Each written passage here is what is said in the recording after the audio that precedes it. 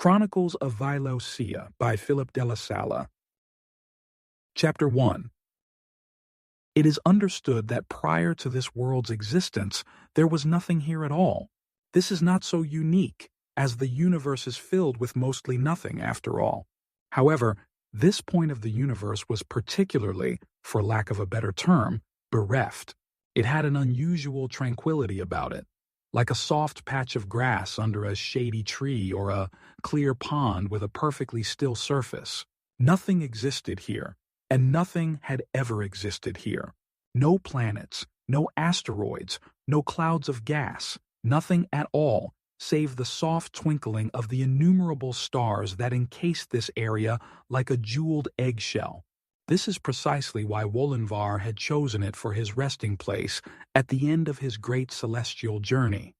Wollenvar strode through space, destination and origins unknown, with nothing but his walking staff and his colossal pack. He appeared as an old man, wispy beard reaching down to his knobby knees, stooped with a pack that is many, many times larger than he is, though despite his appearance he moves as sprightly as any young god. To count the pockets on his pack is to test your sanity, for as soon as you think you've finished, you notice one more secret compartment which contains just as many pockets as you have already counted. It is a pack so large it can easily contain a universe unto itself, which by now may well be true. Wollenvar is always traveling, and he has a habit of taking souvenirs. His pack is filled with treasures untold. However, for all that he has seen, Wollenvar has never been to this spot. This was the last stop on his voyage across the universe. He consulted his map one last time. The infinitely folded document spilled out from itself like a firework of paper. It was a hopelessly complicated endeavor that attempted to diagram the spatial relations of each object in the universe. For Wollenvar, nothing could be understood until everything is understood. Many observe only a tiny fraction of the world they were born on, and for them it is enough. Not Wollenvar. He seeks to see everything, to chronicle his journey on his map, and to thereby achieve a perfect understanding of the universe. But first, it must be understood how Wollenvar has come to be so well-traveled. Consider how one can see a horizon but never truly stand there. Wollenvar would laugh at the notion. He lives in that non-space between where one thing begins and another ends. Hold out your palm, and he can weave between your fingers.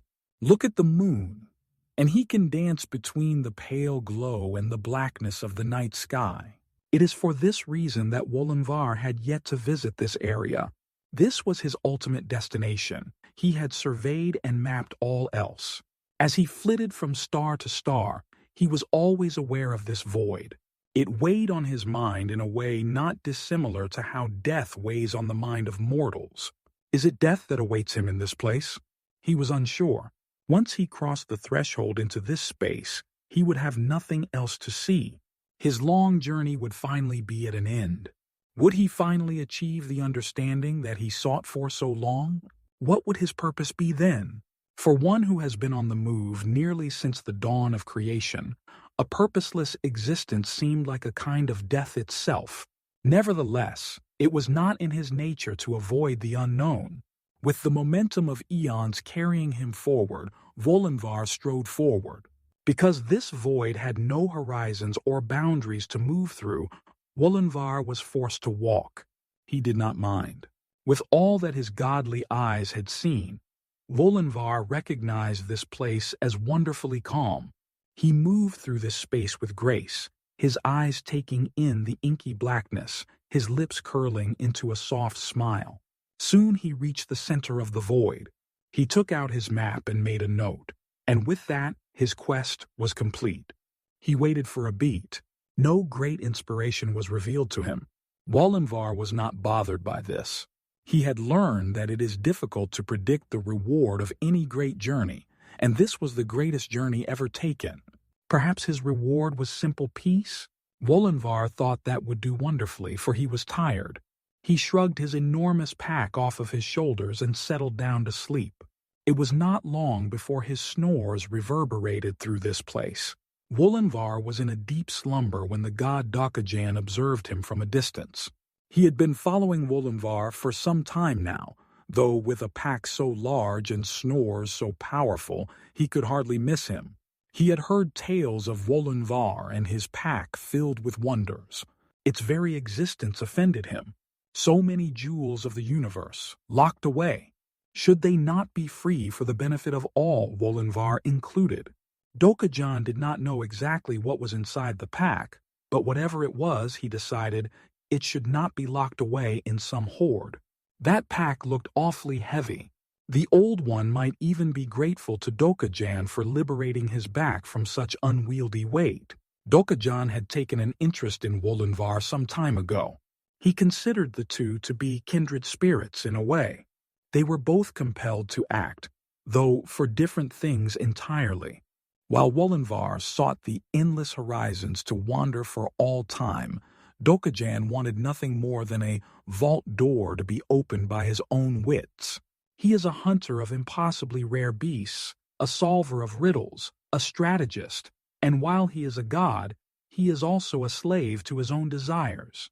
Wolinvar sought to understand the universe by seeing it.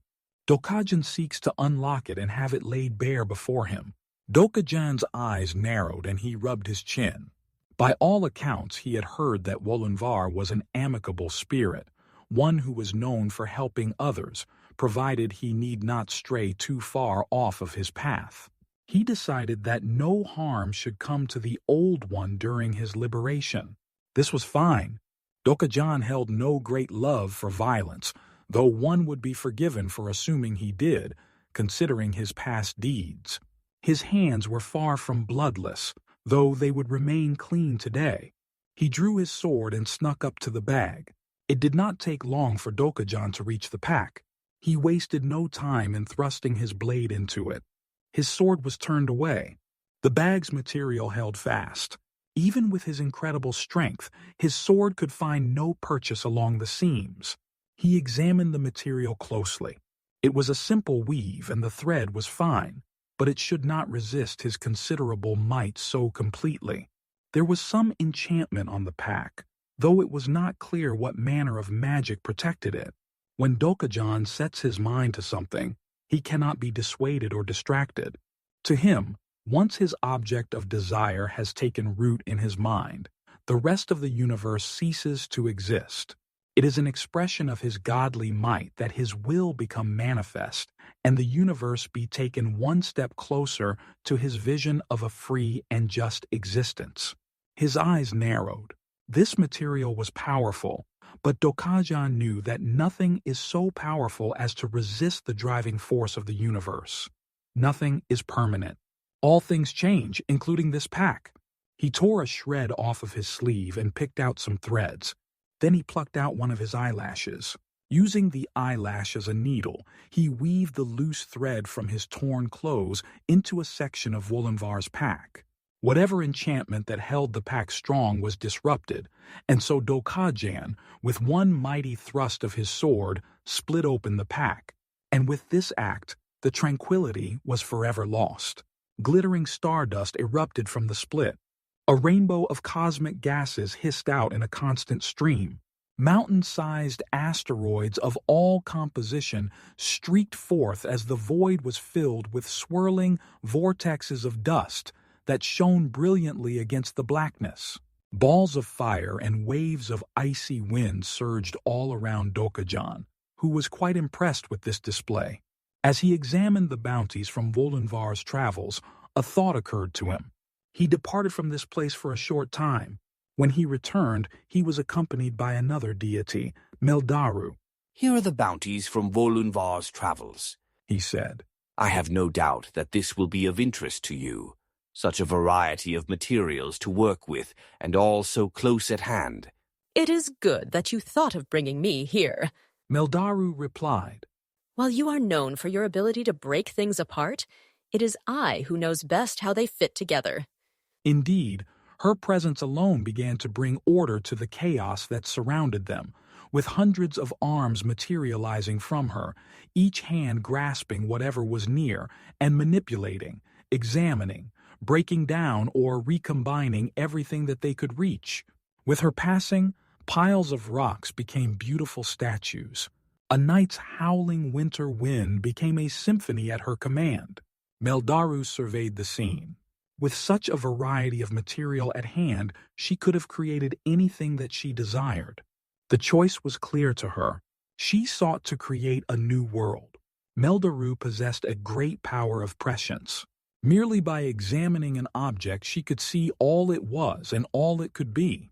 By holding a piece of metal, she could see its distant past as an asteroid hurtling through space for eons in some far-off corner of the universe before Wollenvar picked it up and brought it here.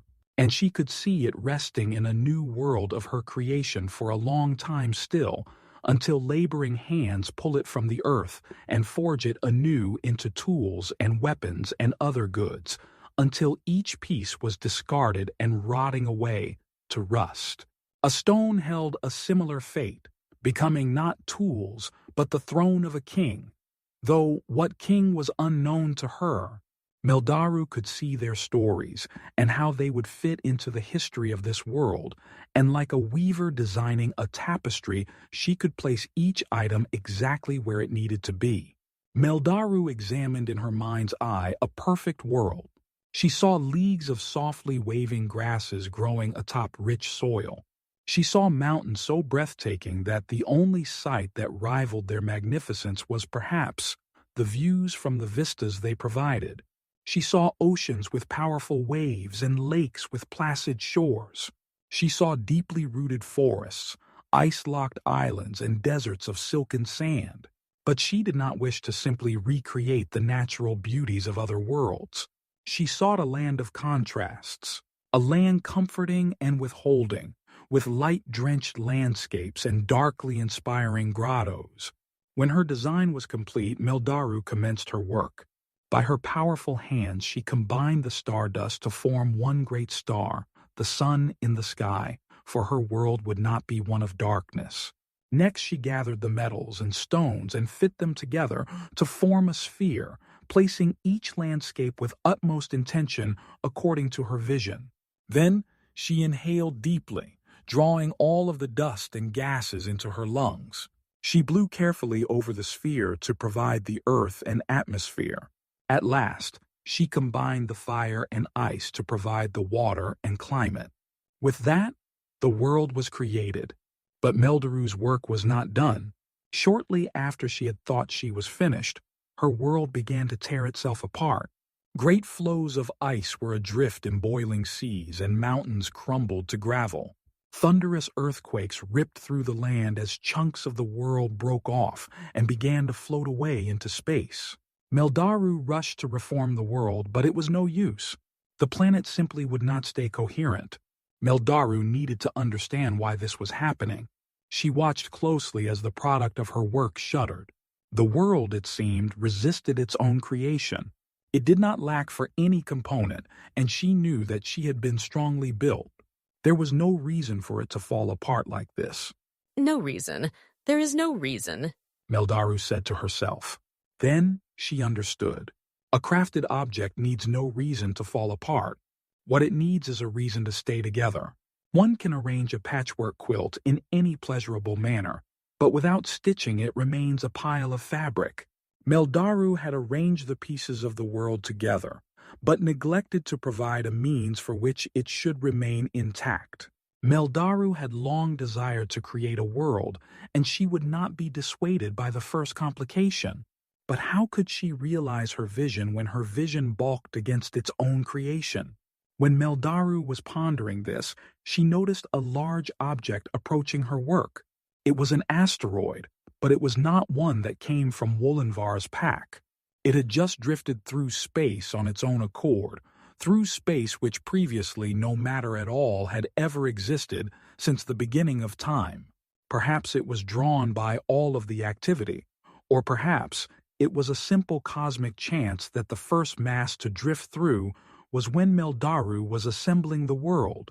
All that is known is that the asteroid was made of perfect material and came at the perfect time. Meldaru caught and examined the asteroid. It was a dark material with an iridescent sheen, but the most unique thing about it was its purity. Often, asteroids will contain various trace elements, which can be expected from their journeys through space, but Meldaru discovered that whatever this element was, it was absolutely pure from one edge to the other. It was this property that made it so perfect for Meldaru's task. Meldaru looked into the object's past and found nothing. Never before had she seen an object with no history like this before. It was as if it had simply appeared out of nothing just before coasting lazily toward where she was working. But looking to its future provided a much different perspective. She saw this mysterious metal as being the foundation for the entire history of the world. Empires would rise and fall by its power. Many would find their life's meaning in the metal, and even more would find their lives ended because of it. It would undoubtedly be the very lifeblood of this world. But even more strangely was that Meldaru felt as though this metal was alive. As she looked at it, she felt as though it looked back. This was impossible, as Meldaru could only look into the history of inanimate objects. But there was some alien quality which gave it a sort of crystalline intelligence suspended in a state of unlife. This intelligence seemed equally as curious about Meldaru. Had Meldaru known this before examining it, she would have discarded it immediately. But she had seen its history and knew it was to be an integral part of the world, the keystone on which everything else was built. Her path was clear. She buried the asteroid deep under the surface and snaked long tendrils of the metal throughout the world, interweaving and webbing like a three-dimensional spider's web. The world settled, and her work was nearly complete. All that was needed was a name to seal the final fissures and bring stability to the world. Meldaru named this world Vylocia. Thank you for listening. I can hardly believe I'm saying this, but if you enjoyed this video, please like and subscribe. It is my understanding that this helps the channel tremendously. I'd love to hear your thoughts and feedback in the comments.